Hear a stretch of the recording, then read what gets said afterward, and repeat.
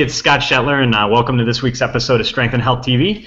Kind of keeping with our theme from last week, I got one of my good friends, a strong guy.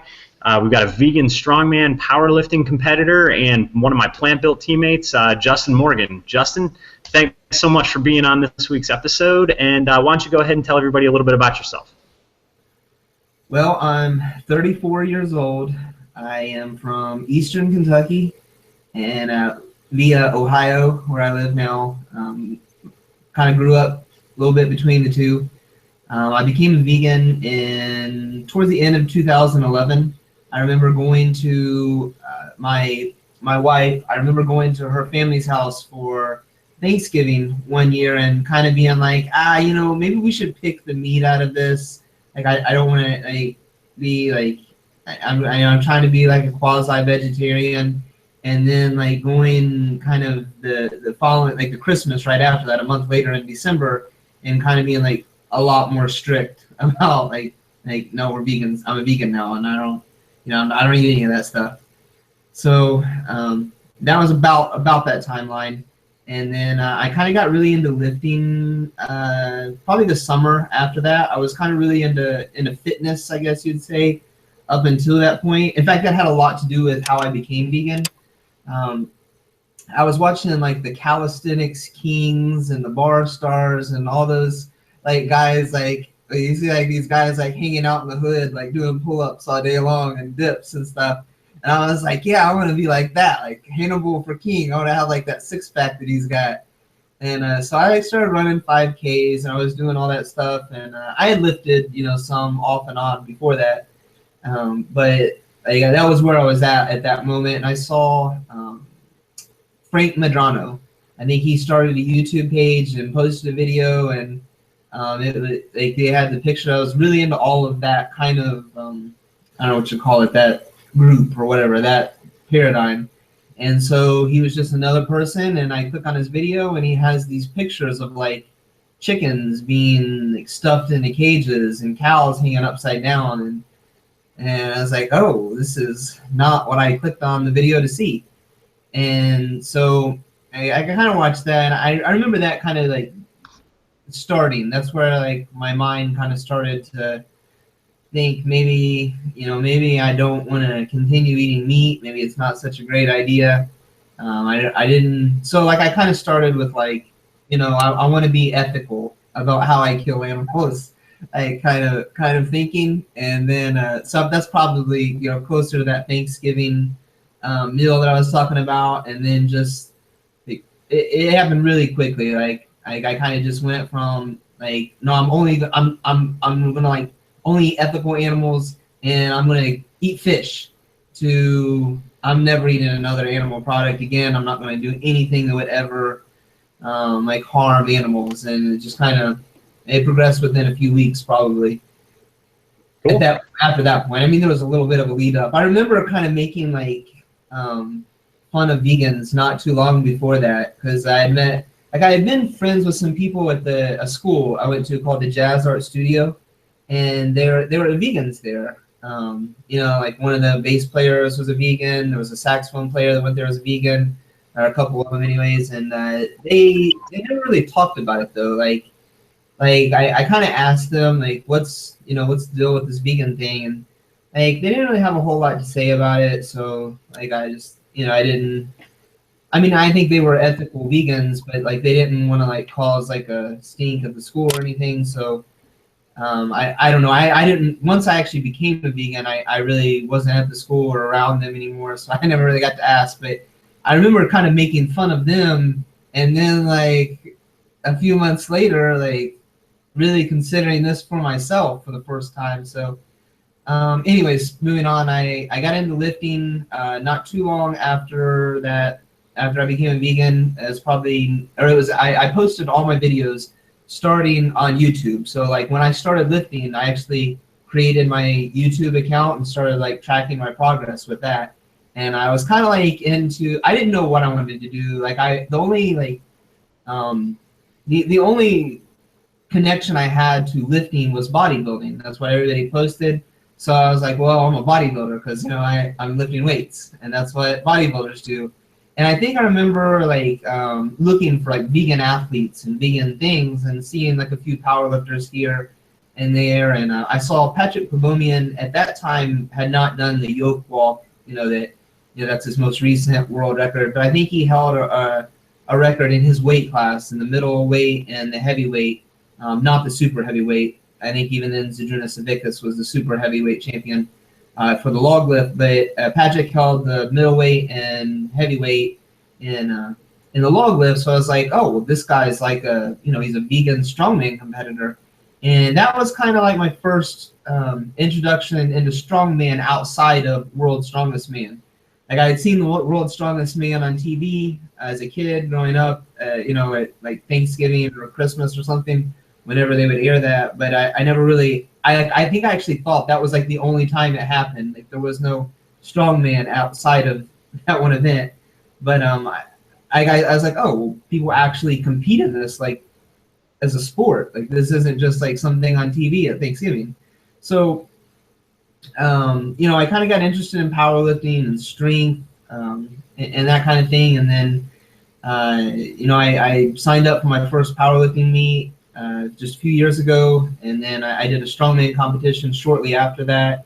And found a strongman gym in my area. So I trained like barbell movements at my house. And then I trained strongman at that gym, most weekends, off and on. So I guess this makes you didn't start your strength training until after you'd gone vegan. Is that correct? Yeah.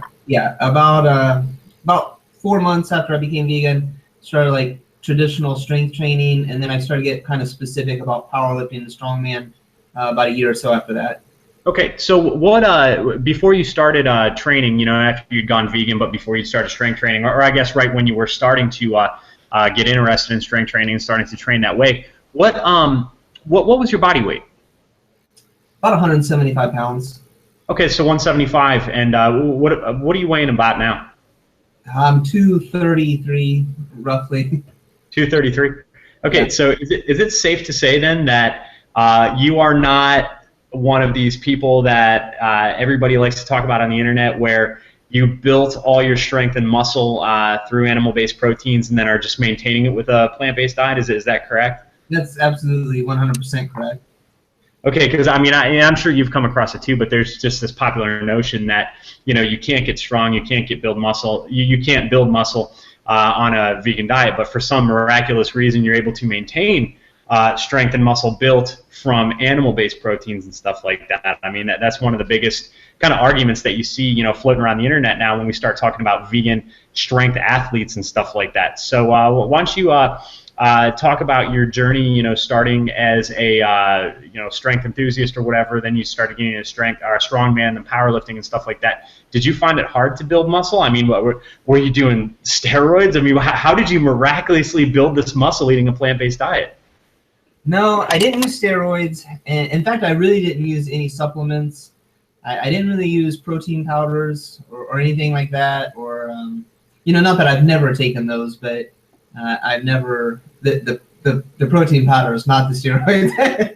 I've never done any kind of steroid or anything. And for the most part, I haven't really used a lot of supplements up until more recently. Actually, while we were in Texas competing with the Plantbuilt team, I think Jake and some of the other guys are telling like, oh yeah, you got to try creatine. Everybody takes creatine. I was like, okay. Everybody's doing it, man. You've got to get on it. Yeah. So yeah, I guess I'm really impressionable apparently. So I tried it, and I don't like, I had seen the research on creatine prior to that. Like I kind of looked it up and read, both peer-reviewed studies and like kind of anecdotal, like people talking about it, and I didn't really notice any huge difference in taking it, but I kind of think of it like a multivitamin, like, it's supposed to be good for you, so I don't know. So I kind of use that, but I haven't really used a lot of anything. And basically, I started out kind of following like a 5x5, 3 times a week type thing, and I did that all the way up until I started to train strongman. And I didn't really want to quit doing like the 3 days a week kind of paradigm that I had become accustomed to do strongman, so I added in a 4th day. I trained barbell movements 3 times a week, squat, bench press, rows, overhead pressing, and that kind of thing, and deadlifts. And then I would do the strongman events on Saturday. And I kept that up for quite a while. And then, eventually I kind of progressed and added in more days. So currently I train 6 days a week, and those are all like 6 full body workout. And I kind of base that off. I really follow a lot of weightlifters, and more. I probably watch more weightlifting, like snatch, clean and jerk, Olympic weightlifting, than I do powerlifting. And but so I kind of associate with all of those lifters, and they train like 14 times a week or something insane. So like me training 6 times a week, that doesn't seem that big of a deal. But right. So I kind of progressed from one end of the spectrum to the other in terms of training. I really like what I do now. I enjoy it. So, well, let's say give us like just a snapshot kind of overview of what your weekly. You don't have to get into sets and reps, but what's an overview of your weekly training plan? Well, really, I have 3 different ones, and I know you said not sets and reps, but usually I'll have like kind of 1 month of like kind of higher rep lifting where it's like sets of 10 and 12, and that's one phase of lifting. I'll have one phase where it's kind of more strength related, so like there'll be a lot of variations of the lifts throughout the week, and those would be more like 5 to 6 for the non-competition movements, and then 3 to 1 set of reps for the competition movements. And then I kind of have like a peaking type thing that I'm in right now because I'm competing next month at a USAPL meet in December. So that's that when I do that, it's more high intensity, high frequency, not like Bulgarian where like you squat 10 times a day or something or whatever they did, but like daily I kind of work up to a max at a sub-maximal weight, so not an all-out grinder type max. But I mean, is it safe to say it's like kind of like an indicator, like maybe you work up to something in the low to mid 4s in the squat, and that maybe if you hit like 410 or something, that you could have got like 440 based on that weight. I mean, is that what you're talking about? Something like that? Yeah, kind of something like that. Yeah. I mean, I get a little ambitious sometimes, but Yeah. Well, I mean, that allows you the freedom too, where if it's a good day and you're feeling really good, then you can push it a little bit. And if you're a little bit run down, you can kind of dial it back a little bit. Maybe get some more singles at that sub-maximal weight. I mean, I see the potential for a lot of freedom, with your planning there. Yeah, I do that, and then usually I'll that's where I kind of let percentages take over at that point. So I say like, well, I hit this weight so that, or at least in this phase. So when I say I hit a given weight. So today I did 475 was my top set. So I did 475 for 1, and that didn't feel horrible. It felt heavy, but when I bend down to like get potatoes out of my cabinet, that feels heavy to stand up. So you kind of got to gauge where that's at. So I took about 10% off. So I went down to like 435, and I did 3 more singles at that weight, and then I was done. Cool. So now going back to this first phase where you're doing sets of like 10 to 12 reps, is that to appease the inner bodybuilder, or what's going on there? Yeah, that's when I like shave my hair off and oil up and like stand in the mirror doing stuff. So yeah, break it out the junk sock. Yeah, maybe, I don't know. Sorry, we had to throw that in. Junk sock thing. Yeah, exactly. So basically, I kind of got that from Kendrick Ferris. Okay.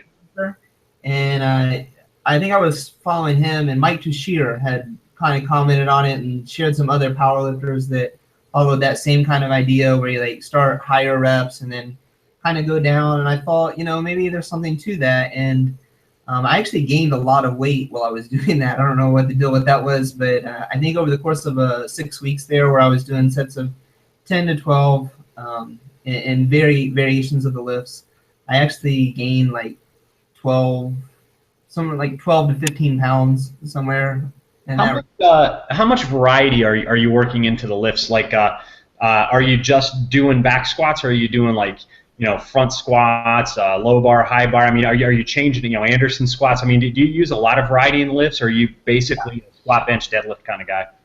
no, well, right now, yeah, I do very little variations. I do front squats and pause squats sometimes, but mostly just the squat, bench, deadlift leading up to the meet. And well, okay. So right now I'll squat up to like a fairly light max on Monday, and then I'll do some back off sets. I'll squat up to a fairly light bench, or a bench for a few reps if I feel really good at a certain weight, and then do some back off sets, and then I'll do some pull ups and a little bit of ab work. Then Tuesday I will do kind of the same thing, except it'll probably be like a pause squat. And then same thing for bench. And then I'll do like rows or something like that, and then some ab work again. I almost always do ab work. Wednesday we go to church, so I just kind of rush through the whole thing. I'll do some front squats, I'll do some close grip bench press, and then I'll do kind of speed deadlift, but not like maybe not West Side speed type speed work, but it'll be like 70% for 10 sets of 2, or 80% for 10 sets of 1. And then Thursday, that's my actual heavy day. Like I like push the envelope that day on squat, bench. I'll do some pull-ups. Friday is kind of more lighter variations again, kind of like I did on Tuesday, maybe a front squat, close grip bench press. And then Saturday is max deadlift and push press and some rows again or something like that. So that's my week right now. That's pretty close to the competition movements, but there's some variation in there. That's a lot of frequency. Did you have to acclimate to that, like training full body 6 days a week like that, or did you just dive in head first 6 days a week? Well, as I read more and kind of became more interested in different styles of training, I've just kind of progressively added in days. Like I said, I started off 3 days a week, then I added in a strongman day. I think at some point I went to 5 days a week. And, I think I always started like adding in HIIT training sessions or something, or some kind of cardio or something on a day. And it's like, I'm going to try to do this on this day. And then it turned to, why don't I just squat, bench, and do something else that day instead of the cardio? But nice. So it slowly kind of added on over time. And right now, what I do kind of fits into my schedule. Because it's not like these 2 and 3 hour marathon sessions. Ideally I'll get done in about an hour. Usually it's more like an hour and a half, because I sit and look on Instagram and all kinds of stuff in between sets and all that kind of junk. Yeah, you're pretty plugged in, man. It's kind of a joke with Plantbuilt, but it's not really a joke. You are the first to like any post on Facebook, Instagram, whatever. You're on the ball. Yeah, I'm on it. So let's shift gears now. We talked a lot about your training. Let's talk a little bit about your nutrition. What's just kind of a snapshot of your daily food intake? Well, I'm trying not to gain a whole lot more weight right now, because I compete at 105 kilos or 231 pounds, and I'm weighing 233, and it's a 2-hour weigh-in with the USAPL. So I really don't want to get a whole lot fatter than I already am at the moment. So I'm eating about 3,700 calories, and that's, that should like at least maintain my weight. Before I don't know what I'll do. I weigh myself every day to kind of see where I'm at. And I'm right around that 233 mark most days. So usually I was eating 4,000 calories every day, and I kind of track that. I know if I didn't, I would probably lose some weight. And I might get a little bit more trim, because like I actually, to eat 3,700 or 4,000 calories, like I'm probably eating more than I would if I just kind of went around, because I get distracted with work and I forget to eat. So basically right now I kind of get in like a groove where I eat similar things every day, and that'll last for maybe a week or so, and then I usually move on to something else. But I think like this morning I had a smoothie. It had 4 bananas. It had some PB2 and some soy milk, and I think that's it. And then at lunch, I take my lunch break at about 11:30, and I had some sweet potatoes. I made some seitan this week. It was my first time ever making it. So like I just tried it out, see what, kind of recipes I'd like. Um, I cooked that, or I baked it in the oven. I just, after I cooked it last week, I bake it to make it a little bit more dry. And then I think yesterday or one day I posted on Instagram, I had some barbecue sauce in it. That was really good. And then I almost always have sweet potatoes for lunch because I steam them in my rice maker in the morning. I just wake up, peel a potato, cut it up, put it in the rice maker, and it steams until I get done. However long it takes me to get ready for work, I leave, and it's usually done by then. So I peel it and do that. I'm not a big fan of sweet potato skins, so I just skin them. And then usually I take a break around 3 o'clock, and I have some cereal. I call it my cereal time. So like I share an office with, I'm a DTR, a dietetic technician registered. So I share an office with another DTR, and I'm like, every day at 3 o'clock, she's like, cereal time? I'm like, cereal time. And so I go down, pour a little bit of, soy milk in my bowl with my cereal. And I have different ones that I eat, like Frosted Flakes. And there's a Simple Truth is a Kroger brand. And I've never tried like the regular Frosted Flakes because they have one and it just has like some sugar and corn. And those are the only two ingredients. So I'm a big fan of, not a whole lot of ingredients in my food. So, I usually have that about that time. I come home and I get ready to train. Usually I get home around 4:30 to 5, somewhere in that area. I'll have some coffee, and usually I put some very vanilla soy milk in that, just a little bit, and I'll drink that. And then afterwards I might have another smoothie with some dates or some bananas and maybe some berries. And then for dinner I'll usually have, usually my dinner's pretty late, like, 8:30 or so. And, that kind of is based off however many calories I have left at that point. Like, what can I eat? Usually, like, tofu or something. I'll actually make a meal as opposed to, like, something that was ready to eat at that time because I have more time. But I might have, like, tofu with some tahini and flaxseed. I usually try to get some type of omega-3. And I'll have, like, broccoli or, some kind of greens. So I get some greens in my diet. And then, just whatever. Any kind of starch. If I have polenta, I like polenta, but I don't get it a whole lot. But or rice, or something like that. So nothing fancy. So when you go to your YouTube page and your Facebook pages and stuff like that, and you see carved up vegan muscle, you are legit eating a ton of carbs. Yeah, absolutely. That's awesome, man. Now tell us about this Transformation Tuesday. I saw this remarkable transformation that you went through one day. I mean, it's got to be the fastest weight gain I've ever seen, man. Talk a little bit about that. Yeah, I put on, I think that was probably maybe 8 pounds within an hour, and I just ate a whole watermelon. I was in a lot of pain. I think I watched an episode of like Supernatural or something while I was doing it, and the only thing that slowed me down was the seeds. I had to keep spitting out the seeds. If it hadn't been for that, I'd have been in a lot of trouble. But so what was this your foray into the 80-10-10 diet, where you decided if you wanted to go fruitarian? Actually, I started out one of the first vegan diets that I followed was the 80-10-10 diet. I know that look, Scott. Don't give me that look, but yeah. So hey, man, I started out raw too. I wasn't the fully 80-10-10, but I'll tell you what, man. And I know we talked about this a little bit, but I did more of the I guess you call it a high-fat raw diet because I was including more nuts and seeds and things like that in my diet. But tons of greens, tons of fresh fruit, a lot of raw vegetables and stuff like that. And I experimented with some of the recipes, like some of the dehydrated foods. But I'll tell you what, man. I felt amazing during that time. I felt unbelievable, had tons of energy. I like rice and beans and burritos and stuff like that. I mean, I'm not going to be fully raw all the time, but I'll tell you what, man, I felt amazing those few months that I was eating raw. I felt really good. Yeah, I did too.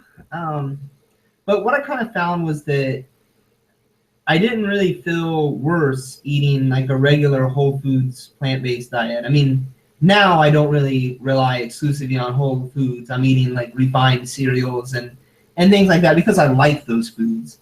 And I just kind of am that guy that if I like it, I think I should be allowed to have whatever I want. But at the same time, like I did feel really good doing that. And I mean, the dumps that I took, man, they were unbelievable. It was amazing. Like if I could just, it's just amazing. Nice, fluffy, quick, come out. You hardly even have to wipe. It was incredible. But I know.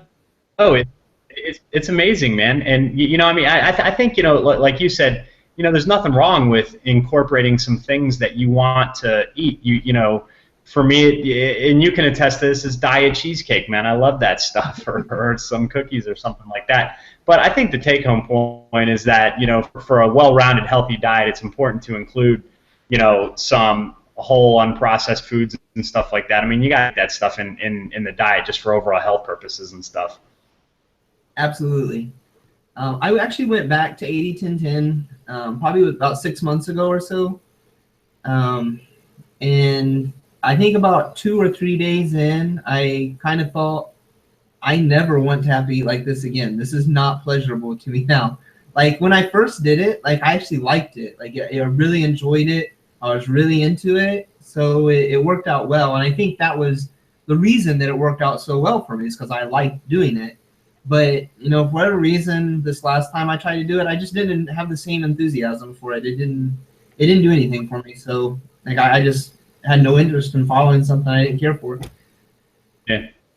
Yeah, I mean, I agree. You gotta enjoy what you're eating and stuff, and I think as long as you keep, you know, health in mind, there's no reason that you can't, you know, enjoy some of your favorite things. So let's talk a little bit about kind of future. You know, I know you said you've got a meet coming up in December, I think. You know, the USAPL meet. Anything else? Any returns back to strongman anytime soon? Well, what else you got coming? Maybe in the next, you know, 6 to 12 months. Well, my gym actually kind of does a strongman competition, like a county USA strong or United States strongman competition, in around like August time period. So that'll probably be the next thing I do. I'm not sure how far I want to go with strongman.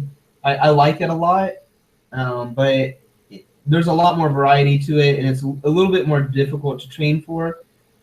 So. You know, I'm not sure how I'm going to do that, but kind of my goal is to, right now, going into this meet, my goal is to have a 1,400 pound total. And, you know, at the time when I set that goal, that seemed like a pretty big goal for me. But, you know, now my squat's almost just squatting, you know, regularly every day through the week. When I hit that Thursday, like today I did a 475. And that's, you know, having squatted the last 3 days in a row. My goal for the meet was to only hit a 500 pound squat, and I'm, you know, 4 weeks out, and I'm hitting that, you know, as a daily training max. So, you know, I'm getting pretty close to that. My goal was to have like maybe a 535 deadlift, and I'm already, you know, able to do that. And I want to do like a 335 bench, and I'm really close to doing that already anyway. So now I'm thinking, shoot, man, maybe 1,400 is like, that's way too light. Like I could do a lot better. And then I'm kind of looking at the Arnold Classic, and you know the USAPL does that, and it's at my weight class at 231, I would only need a 1,600 pound total to qualify. So I'm thinking, man, maybe by like Raw Nationals next year in the USAPL, I would have a qualifying total. So that's kind of what's going through my mind right now, and looking at, you know, I wanted to qualify for the Arnold. I kind of would like to be able to compete at that while I'm relatively young. And so I'm kind of looking to do that. And then Strongman, North American Strongman does, they're at the Arnold Classic too. So, you know, both of those sports I could potentially go into, and I don't know which one I would rather get to first, but I guess I'll just see how this powerlifting meet goes and kind of follow it out through there. Cool. So let's talk a little bit about you know, powerlifting and stuff like that. You've got a lot of, you know, experience under your belt. You've done competitions. You've got very good lifts. and you're making some serious progress. What are some of the what are the top like 2 or 3 things you think that beginners to the sport should avoid doing? Like, what are some of the mistakes that you see some beginners making, and what should they focus on? Well, I mean, I hate to pigeonhole anyone into doing what I do or what I recommend, because there are those lifters out there that do the complete opposite of what I think is best, and they do extremely well at it. But when I look at the top athletes in the IPF or the USAPL and drug-tested powerlifting, there's a lot of commonalities that follow that, and I've kind of followed a lot of Mike Teixeira's advice, and I've read a lot of his articles and his books, or book. I don't know that he has more than one, but and I kind of follow that whole paradigm of the higher frequency lifting. So I guess if just my direct advice would be to train the lifts. Doing leg extensions probably isn't going to have as much carryover to the squat as just doing more squatting, or at least a variation of the squat. If you're squatting 3 times a week, squatting a 4th time a week probably isn't going to give you as much results as if you did a pause squat or a front squat or something else. So I guess just I try to train the lifts like an athlete. Like basketball players don't get better at doing free throws by doing push-ups on the side of the court as much as they probably would by actually just doing free throws. So I kind of think of it like that. I think there's a lot of variety of things out there, and I think that, well, this would be one thing I think anybody should do. Anybody that's interested in powerlifting should kind of check out everybody that's out there. You're wearing West Side for Athletes. Read Louis Simmons' writings. But remember that Louis Simmons is, for the most part, if he's talking about powerlifting, he's usually talking about geared powerlifting. That's his passion. That's his love. That's, what he usually writes for. If you're listening to Mike Teixeira, remember that he's kind of addressing his stuff to a particular audience, and that, you kind of have to get to know where these people are coming from when they write things, and just kind of acknowledge that they all have different things to offer to different people within the sport, and they've all had success within their particular paradigm. So listen to everyone, read everyone, look at every program. Like I've never followed a Boris Shiko program, but I can tell you I've sat down and read anything that I could by Boris Shiko. I've listened to his interviews on the Super Training when they did he came to Super Training with Mark Bell, and he did some stuff with Kuklayev. It was really great. I've looked over his programs just to see if there's something I could learn from what he did. I've read The Juggernaut Method by Chad Wesley Smith to try to glean as much information as I could from that. I've read The Cube Method by Brandon Lilly. I've read The Cube for Strongman, which is, I can't remember the guy's, I think it's Josh Thigpen, I think, that wrote that. Might be wrong, I'm not sure. But that was something I read. I read Mike Teixeira's RTS manual, and I've read all the articles that he's posted on the RTS website. And I guess my point is I've just accumulated as much information from high-level competitors and people that I could, so that when I write my own programming, I kind of have all these thoughts floating around and think, well, is there a benefit to doing this? Maybe, I think Louis Simmons, I was watching some of his things, and I didn't really have an interest in putting a lot of bands and chains and things on, but the idea of finding variations of the lift and improving in those was something that I kind of connected with, and I thought would apply well. And I just looked for resources that I had at my house that I could do that with. And so, I mean, just accumulate as much information and be open to what people have to say. Don't be pigeonholed. Don't. Yeah, I think I think maybe to kind of like trim that up or whatever. I mean, it sounds like what you're saying is don't necessarily look for a program, but understand the principles of training and how you can apply those principles to your goals and your situation. And like, you know, I've just been a fan of Louis and Westside for a long time, and I really think that, you know, when people talk about the Westside method, there's a template. You know, I mean, when you're talking about the powerlifting, you know, they've got the max effort day, the dynamic effort day, the, you know, the 8 to 12 doubles in the squat at 50 to 60% plus accommodating resistance, yada, yada, yada. But he bases his programming off principles, you know, the max effort method, the dynamic effort method, the repeated effort method, and then he builds his programming as he sees fit for his lifters. I think if, you know, if people would understand the science of training, you know, the tried and true principles of getting stronger, and then take those principles and build your own program, you know, because a lot of times when you know, you look at, like, say, Shaco, that's a program, you know, I mean, it's a very structured, and that might be good when you're just starting out. But after you get some time, you know, in the gym, and you start to experience, you know, weaknesses, strengths, you know, things like that, you need to deviate, because your strengths, your weaknesses, or you and I aren't built the same. Probably the same program wouldn't work for you and me. You know, there's certain things that you need to emphasize. So I think it's, you know, understanding the principles and then being able to build your own programming from that is the most important thing. Yeah, that sounded so much better than what I said.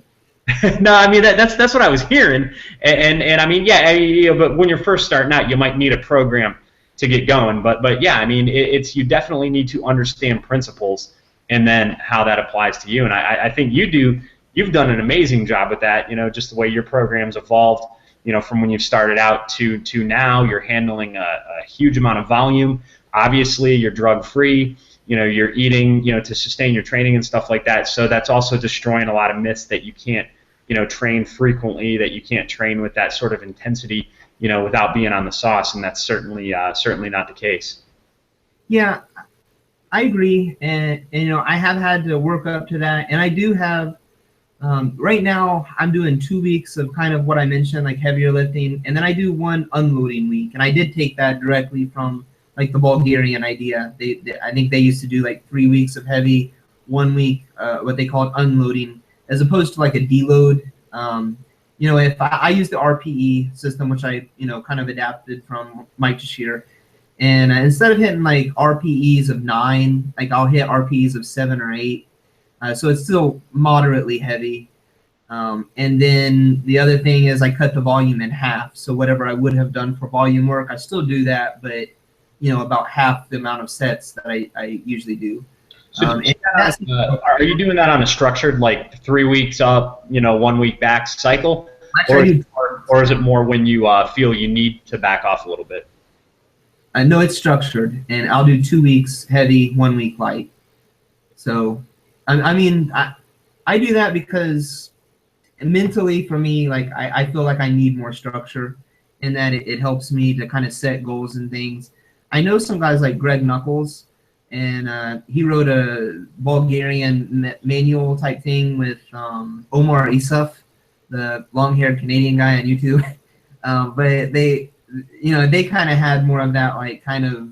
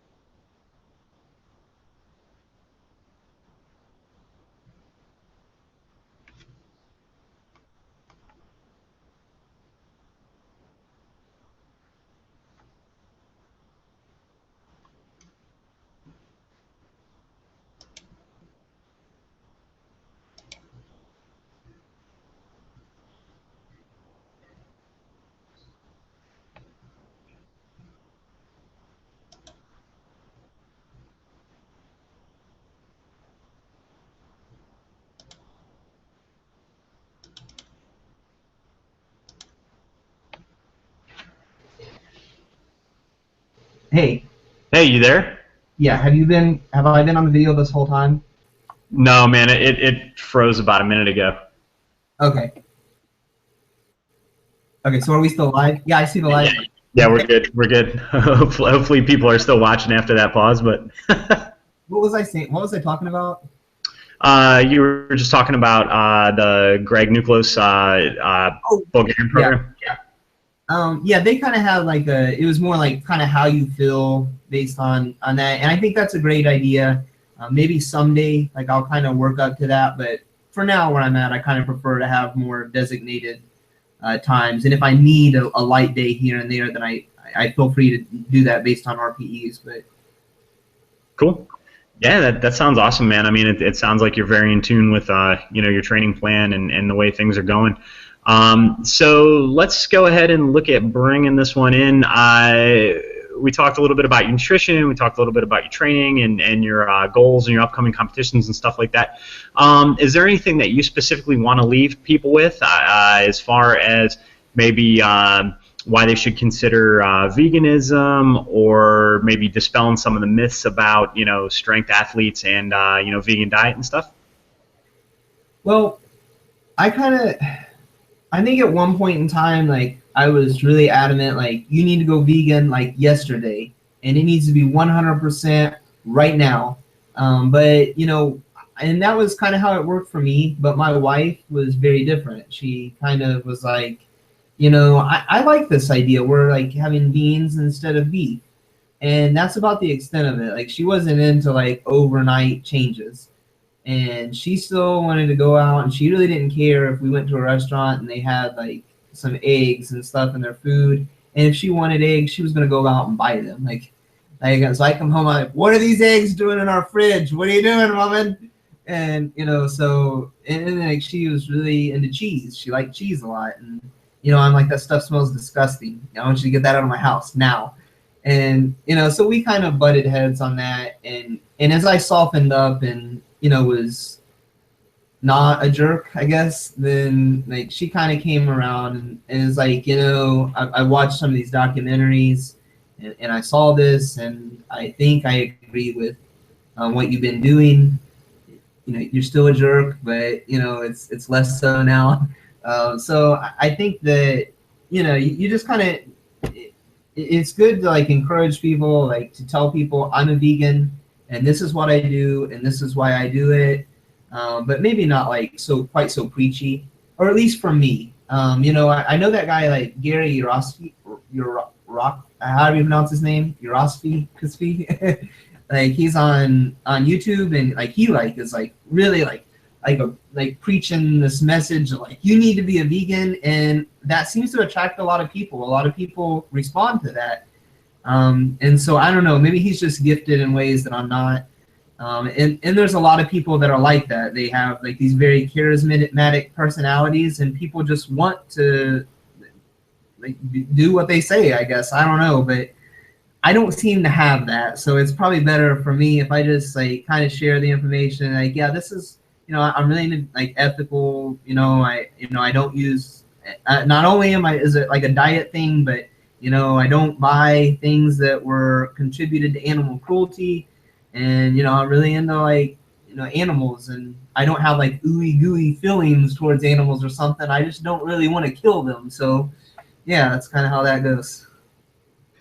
So yeah, I mean, I get what you're saying. You get some people who I think maybe their heart's in the right place, when it comes to the ethical side, but I think it comes across a little too in your face for people who might not be as that far down the path, and I think it's interesting. I interviewed Mac Danzig, who used to be a UFC fighter, for a project that I did a while back, and I asked him what's the best way. Basically the same question, and he said just to be a really good example of what he could be, the best athlete that he could be, living a good lifestyle and stuff like that. And then people would come to him and they'd say, "Wow, you're a vegan and you're training like this. You're a vegan. You're able to do this stuff." And he was a little bit, more positive of a role model. And that's not necessarily going to come across when you're pointing your finger in somebody's face and telling them why what they're doing sucks. When here, just a few years ago, or maybe not you, but you were eating meat at one point in time. You know what I'm saying? So Yeah. it comes across as a little hypocritical. Yeah, absolutely. Well, cool, man. Let's wrap this up. Is there any place people can check you out online? Any Facebook or Instagram or YouTube? Well, on Facebook, just Justin Morgan. I have a Carved Up Vegan Muscle Facebook page. I post to it once every few weeks. So not a lot. I post to my Instagram account quite a bit, and I was really into like YouTube, and I posted a lot there. Now I try to post once a week, but with work, creating videos is you know, a little bit harder right now. I was in school, so I would kind of have like an hour or so when I got home before I needed to go pick up my kids, kind of thing, every day. So I would like make a video 3 or 4 times a week at that time. But now I work full time, and you know, trying to keep up this daily training schedule, and you know, YouTube just kind of is on the back burner. So, but YouTube, you know, I have like 250 videos or something up there, and that follows my training from like when I very first started, and I was like, you know, 175 pounds all the way up until, you know, last week. So there's a lot of information there, and it's all carved up vegan muscle in one form or another of the word. Cool. Awesome, man. Well, look, you know, I really appreciate you coming on and doing the show. I know it's late, but I appreciate it, man. Hopefully the people watching learned a little bit more about the man, the myth that is Justin Morgan, and hopefully those people have seen some of the awesome memes that Dame and Crystal have made that are floating around Facebook. And really appreciate it, man. And we'll be back up. Some of my powerlifters and my swimmer are going back. We're going back to Westside in January, so we'll have to hook up for some more pizza, man. Cool, man. All right. Well, thanks again, man. I really appreciate you being on and doing this. I'll go ahead and I'll post links to all your Facebook and your Instagram and all that stuff in the notes under the. And thanks again. So that's this week's episode of Strength and Health TV with the man Justin Morgan. Hopefully you guys enjoyed it, and we'll catch you next week. Until then, stay strong and stay healthy.